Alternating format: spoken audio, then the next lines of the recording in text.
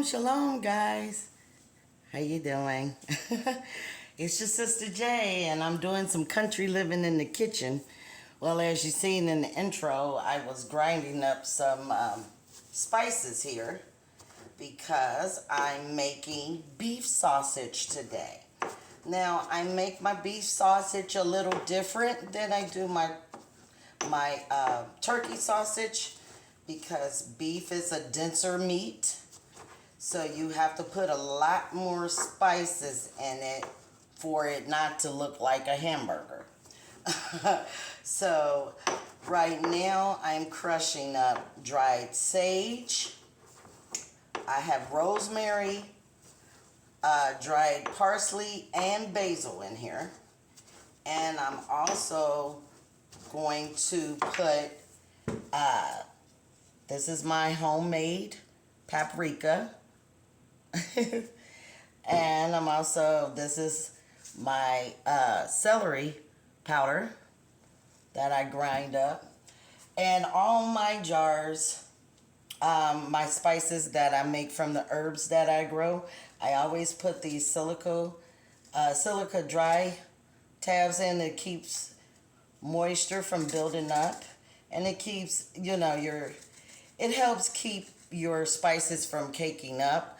You can put an agent in there to keep it from caking, but I don't trust what's in the agent. So, another thing about my beef sausage, I don't make my beef sausage out of ground beef because I don't know if the butchers have used meat glue. I'm going to do a video on meat glue on this channel. I actually have a video about meat glue on my Black and Healthy channel. I'll post a link in the description because it actually gives more of a description of what that substance is. That's one of the biggest reasons why I travel almost 45 minutes from my home to get meat. Why? Because I don't trust the grocery stores, and I don't even trust all the butchers, because when I ask them about the TG enzyme, they all get quiet or they walk away from me because they know everybody don't know about that enzyme. But I'm going to share it with you guys. I'll probably do some coffee in the morning and tell you about it. But I grind my own beef. I usually use a beef shank because it doesn't have a lot of fat in it. I'm trying to get another bowl here. It doesn't have a lot of fat in it, so I don't need the fat because I'm trying to eat more healthier. So that's why I use, some people use chuck roast, but I don't. I'd rather not. Not that chuck roast is bad, but I just find the shank meat is better. And this is my manual meat grinder. You can buy electric ones and everything, but I don't mind putting a little elbow grease in just to save some money because I'm not cooking for a lot of people. I can understand if you got a big family and stuff, but because it's just me, So I start by grinding my meat. I already cut up my shank. This is just a 1.5 pound shank. And like I said, on the shank, there's usually just one side has a big piece of fat on it, and I just trim that off and then cut it up. Okay, so, and I love this little thing because you can actually get it to stay stationed on the counter by it suctions into the counter so it doesn't move. See, it's not moving. So while you're grinding the meat. So, and I got this on Amazon. I think it was $14. I'm just making sure all the things are in there. Yep. So everything is on. And they have other attachments to make it smaller if you want to. But I'm going to change the position of the camera so you guys can see me grind the meat. Okay, I'll pause the camera for just a second. All right, guys. I hope it's in a good position where y'all can see. I'm putting my gloves on. So I'm going to start to grind the meat.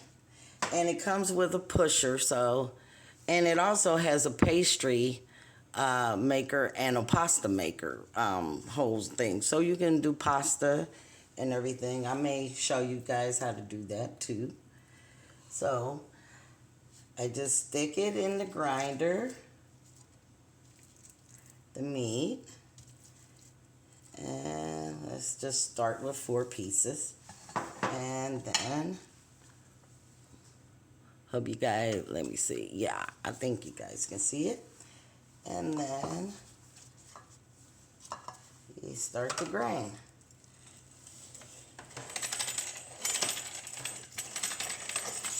Oop, hold on. I'm not doing a good demonstration here.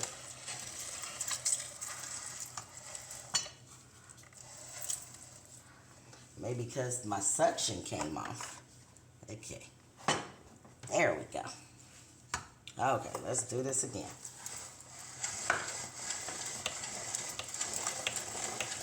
There we go. Push it on through. And these things are really easy to clean. I'm just going to throw some more meat in there to grind it up. Some more. Like I said, you can get an electric one, but like I said, I'm okay. I don't do this that often.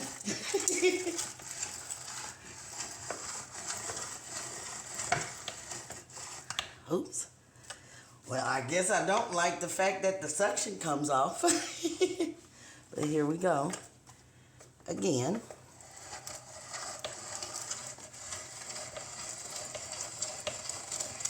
Well, at least it works. I'll tell you that. But you see how fine the meat is?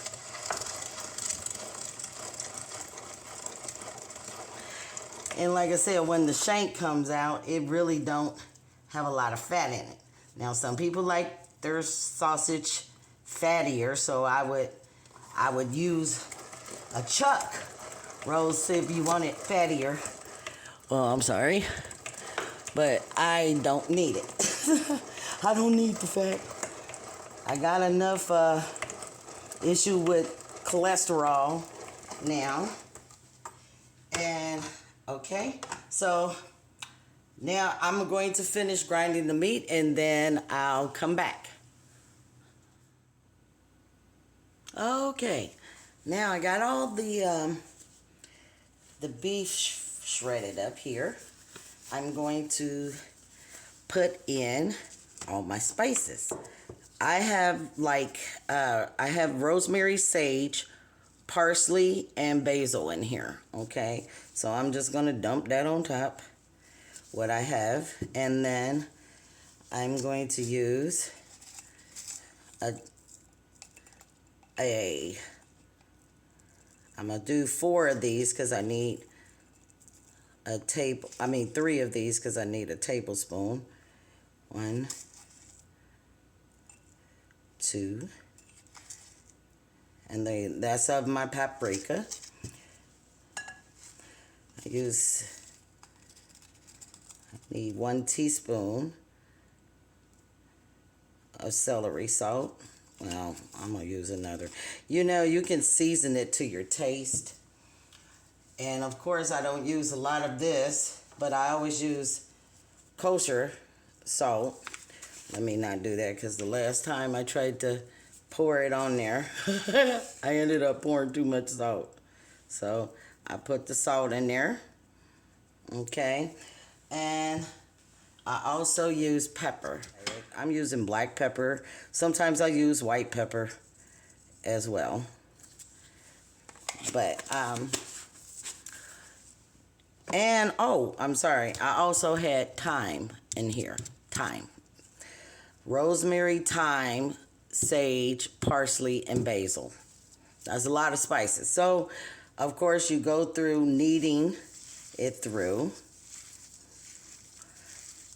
Now, one thing I like to do before I cook it is I let it sit overnight so it can marinate. And if I don't think it has enough spices in it, because I want it to look spicy, you can tell once you knead it through if you need to put some more in there. Because like I said, you don't want it to be a hamburger. You want it to be sausage. So I think I'm going to put some more spices in it. I got to crush up some more, so I'll come back. All right, guys, I added some more spices, and as you see, that's what it looked like. Now, some people will ask, how do you know, Sister J, if you've put enough spices in?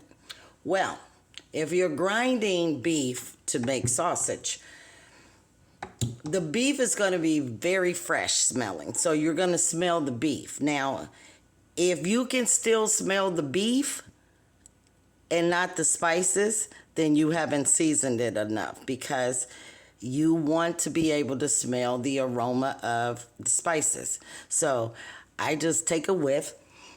Oh, I can smell the rosemary, the sage, the thyme, and all those things.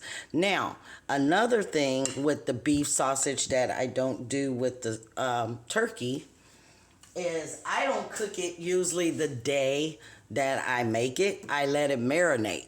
And then it gets even more seasoned overnight once you put it in the refrigerator.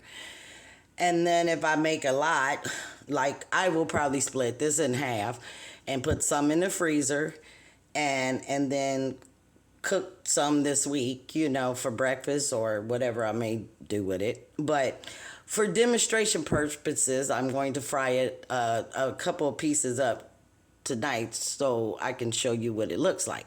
Okay, let me get that set up for you. All right, I'm frying up a couple pieces here. Now, I did put, because I use lean meat, the leaner the meat, you may have to put some oil in. I put a little olive oil, just very little, to fry the sausage. You can smell the spices cooking. Let me.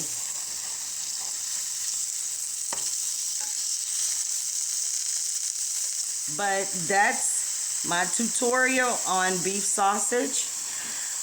Like I said, it's really robust the next day if you marinate it overnight. But I just wanted to show you what it looked like. So that's all I got for you guys today. Take care of yourself and each other, eating fresh and clean foods from the Most High. I'll talk to you guys later. Shalom.